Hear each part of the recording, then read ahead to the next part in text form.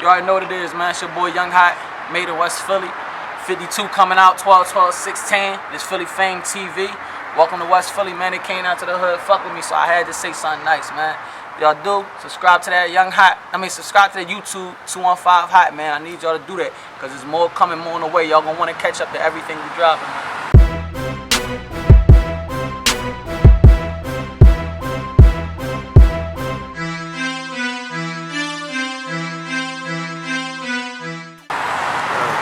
So, it's been a while since you've been on the scene, man. Tell people where you been at and what you been doing, man. I was in the A. I just came back. Probably, I just moved back like June, July. Yeah, I was in the A for a good 4 years, man. I had to clear my head, man. A lot of stuff going on. A lot of family shit going on.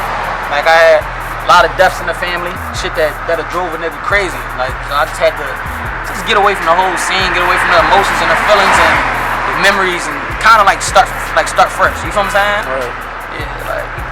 So what made you decide to come back down? Like, you said you came back in like June, July. My nephews, and I'm trying to start a non-profit and get a lot of stuff wired in, and I ain't gonna start a non-profit in Georgia and not deal with my own city first. You know what I'm saying? So I had to retrace my steps, get everything put together, get my nephews right. All three, I'm on the honor roll right now. My niece is doing good, so I ain't really gotta worry about them too much. But yeah, my nephews having little problems in school, kept getting like little bad behaviors, thinking they could do what they want, man. I just had to come get them lined up real quick, man. So that's the reason why I came back. There was actually a lot of people that was mad that I came back. A lot of people in Atlanta, like, there were people in Atlanta that intentionally tried to make me miss my flight so I could stay there. I really didn't have to come back. You know what I'm saying? But like I said, home is home, man. Sometimes family come first. Some people said they don't understand why I chose to leave Atlanta to come home just because of family. But at the end of the day, man, sometimes your family overrides what you got going for yourself. You know what I'm saying? It's some shit that's bigger. Right. That's why. Right. So now you back to the music scene as well. What made you come back? Different things, man. One reason is because I felt lost, man. Like I told you in our previous conversation, man. Like, this music shit, life for real, man. Like, I feel like before it was just too much pressure on it. Like, it was too much pressure. Everybody now that's rapping, just like, you rapping to get a deal, you rapping to be famous, you rapping to be known. Like, I'm done with that, man. Like, I'm rapping because I love music, and it took that Atlanta trip to really let me know, like, without music, like, I really don't feel right. Like, in Atlanta, I probably was writing, but I wasn't recording. You feel what I'm saying? Mm-hmm. So it was like, I just kept saying to myself, like, this shit just don't feel natural. It don't feel right. Like, I'm not me. You know what I'm saying? But I was still listening to music every single day, every 5 seconds, every 5 minutes. But I wasn't letting nobody hear my music, except for, like, the people I was doing business with, because I was, like, ghostwriting for people up there and meeting certain stuff, like, business on that end, just playing the background of it. You know what I'm saying? So I kind of felt like, damn, as an artist, or basically with the music world alone, I was feeling like detached. So it was like, man, get back to your roots, get back to what I like, and this shit is what I like. Don't get me wrong, if a good deal came, I'd take it. I wouldn't mind being signed or playing an independent role, but at the same time, like, to me, like, it's life. It's not something I need to do. Like, I don't got no kids, so it's not like, oh, I have to have kids to do it. I don't, like, my family cool. My people's work for the city. My nephew's in a good situation. I'm 10 years in the healthcare field. I can do autism and all that shit. Work for autism. Work for behavioral health people. Like, I work with almost everybody. You know what I'm saying? I'm working on real estate, trying to start a non-profit. It's for the love of hip hop. I really just love music. It's like, this is what I like to do. You know what I'm saying? So I just got tired of just sitting there doing it for myself. I got tired of recording shit, just listening to myself and giving it to certain people. I'm like, man, let me just go back to do what I've been doing, just giving it to the people that want to listen. You know what I'm saying? Right. All right, so let's get into this latest visual you just dropped. It's called, refresh my memory because I'm more right. Facts Only. Yeah. I just listened to it on the way up here. Yeah. So basically, let's get into this a little bit. So one of the things you said on there was around the time you diss Head and everybody was reciting your stuff and everybody was rocking with you at that time. No disrespect, but most of them DVD niggas nameless. And when I hit the club, them bitches know what my name is. Young hot, boy, that nigga flaming ever since I dissed Hattie. That's all them niggas was saying. So tell people about how that came about, how you ended up, I mean, in the situation where you diss Head and what was the response from like that? why I actually diss Head? Yeah. At the time, I diss Head because like it was like too much going on with Frankie. Like I seen like behind shout out to Frankie too. But I seen like a lot of behind the media stuff and everybody was ganging up on Frankie. So I'm like, man, listen, ain't none of y'all gonna step up. And like that's when Reed came out, a couple other people, like they was doing their little thing, but nobody was really like going in how they supposed to. You know what I'm saying? So I'm like, okay, well fuck it. This is what we gonna do. You know what I'm saying? And plus I kind of overheard, like, a couple rumors came out, like, oh, such and such dissing you. You know what I'm saying? Mm-hmm. So I thought it was going to be clicked up on that end, like, damn, that's why you heard me throw other names into it. Come to find out, it was just people just throwing their word in and it never really came out. So everybody's name I said, I approached niggas like, yo, listen, I said something on this, they said it was coming out, but they didn't. You cool with that? Like, I came at niggas like on some man-to-man type shit. You know what I'm saying? Right. So, I ain't gonna lie, that part was kind of like jumping the gun because they never said it. It just came to me, they said it, and I just jumped on that. That's what taught me to like kind of like never jump on hearsay. You know what I'm saying? Right. But like I said, Head alone was basically for Frankie, like on some shit like y'all not gonna keep rolling on my man. It's not gonna be 30 against 1. You know what I'm saying? Or whatever case may be. So I'm like, all right, I jumped in on that and that shit, I ain't gonna lie, it took. Niggas knew, like, all right, don't play with that man. You know what I'm saying? Like that kind of put me in a different light with the city. Like they kind of was listening to me before it, but mainly West Philly. But when I did that joint, it was like, okay, North Philly niggas, South Philly niggas, Southwest niggas, Uptown niggas, like they started looking like, all right, we can't play with Main Man. Like I like him, you know what I'm saying? Like it's a different type of aggression with Main Man, like different type of beast. Right. So another one that lines you said on there was, after you left New York, niggas started acting a little different or whatever. Ever since I left New York, niggas was acting all different. I guess that battle with Bull pushed me back just a little. Maybe I should've went harder. Maybe that was the issue. Maybe I should've just smacked him and got on Mac with a nigga. So as you talk about, like, who are you talking about? Like the people that you went to the battle with, or you talking about people in general? No, I'm just talking about like artists in Philly. Like a lot of like, basically like business shit. You know what I'm saying?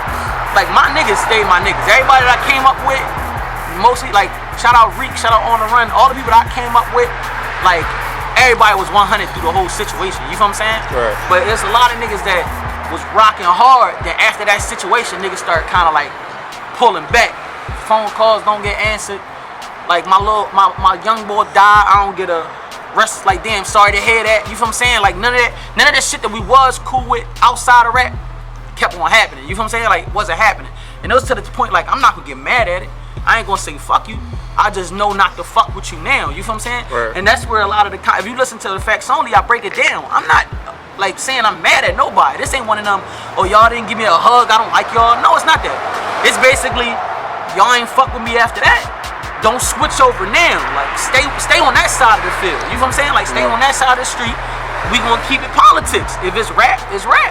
If it's not, if it's personal, stay on there. Cause when it was personal with me, you didn't switch over. You know what I'm saying? Right. Like a lot of niggas start acting funny, throwing little shy disses behind their back and all that extra shit. I ain't gonna get them niggas too much light.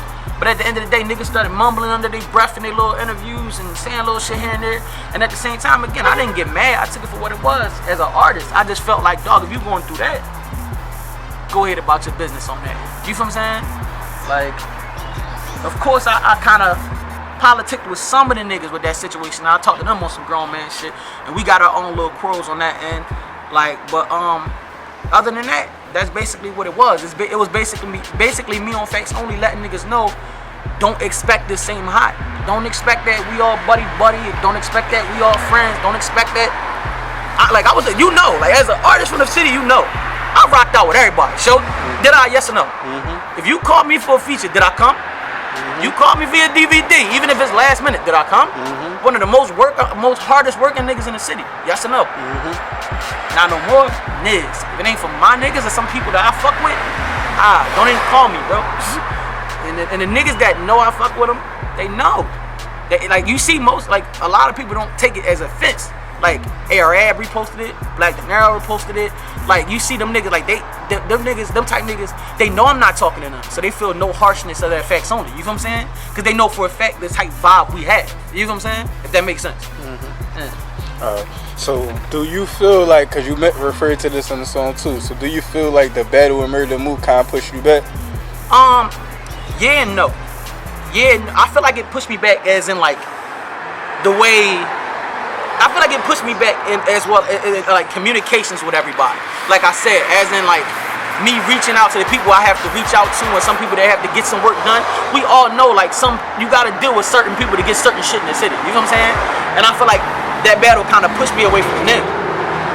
But to be honest, when it comes to the standpoint of the battle, I gained way more fans off of just going. Niggas listen to my music. After that battle, they listen to my back catalog, all commented, like they was able to see and talk about it and grab more fans off of it. Like, there's people outside of the country and people that walked up to me in Atlanta that only knew me from the battle. You know what I'm saying? And then started seeing more shit from there. So, and then it was like certain industry artists that I was talking to that gave me my credits for the battle. Like, damn, at least you went. Like, it's most niggas that's in that league that won't go to bull. Like, let's be honest, like, Main Man is a big dog in his lane. Like, I never disrespect Main Man in his lane. You know what I'm saying? Like, but at the end of the day, I got a lot of credit for that joint. Like, from the overheads, from the industry, from the people on the streets. Like, just off the fact that I didn't let niggas just talk shit about the city and I still went up there on that humble. Yeah, so how did it come about? Like, how you ended up in the, like, how that whole thing came about? Basically, like, I just overheard everybody saying no. Like, I was with the main nigga that was getting the phone calls. You know what I'm saying? He getting the phone calls, he's setting it up. Like, yo, such and such, damn, you want such and such, you want such and such. I was there when everybody was saying no. And I said it jokingly, like, man, fuck all that. Y'all offering this, the way this shit going, man, if you tell me that shit, I'ma take that shit. You know what I'm saying? He ain't even say nothing to him on some, well, hot take it. They just said, well, what's up with the boy Young Hot? Like, and he like, oh, well, it's funny because I'm standing with him now, and he just said da-da-da-da-da-da. After that, everything was going from there. Alright, so moving forward to now, you got the 12-12, you dropping your new project, 52. Talk about that a little bit. 52 to me is just something different, man. Like, I really feel like I outdid myself with this joint. Like, I feel like the vibe is good. The songs, the beat selection is good. What I'm talking about, like the concepts, like you gotta think, man. I had 4 years to think, bro. Like I had 4 years to really sit and think about some shit. So like, it'd be stupid if this joint don't come out like priceless. You know what I'm saying? Like if it don't come out of classic, it'll be stupid because I did too much. I damaged this joint to me. And usually people don't try to say too much about their projects because they don't want to overstep it. I can honestly say, man, I put my foot in this fucking project. Like, real rap, man. Niggas gonna be able to see, like, go check it out. It's well worth it. Like, it's something there for everybody that need to listen, man. It's just different music. It's music with a message again. Like, that's basically what it is. So where can they find it at? Know what I mean? How can they follow you and stay updated with what you doing? Spinrilla. I'm gonna have it mainly on Spinrilla. YouTube, you put on YouTube. I'm gonna say this again, subscribe to my channel, man. 215 Hot. Like, it's gonna be a lot of stuff I'm putting up for that channel, man. You're gonna wanna stay in tune for it. That's what I'm doing majority of my work. I'm not trying to branch off and touch 6 different avenues. Like, I want you to go to Spinrilla, YouTube. I might do the Dat Piff, I might do my mixtapes, I might do the rest of the joints, but Spinrilla, YouTube. That way I can track my numbers and I can track what I'm doing. And I can track how y'all get it. I ain't gotta tell somebody, well, I think they got it here. No, I know for a fact they got it here if you looking for it. You get what I'm saying? Well, like I said, man, you know what it is, man. Young Hot, West Philadelphia. Welcome to my hood, man. I'm trying to walk y'all through, paint pictures for y'all through this music. So if you never been to West Philly, listen to a bunch of my songs, man. You gonna understand and feel like you walked every block in this neighborhood. I'm telling y'all what I know.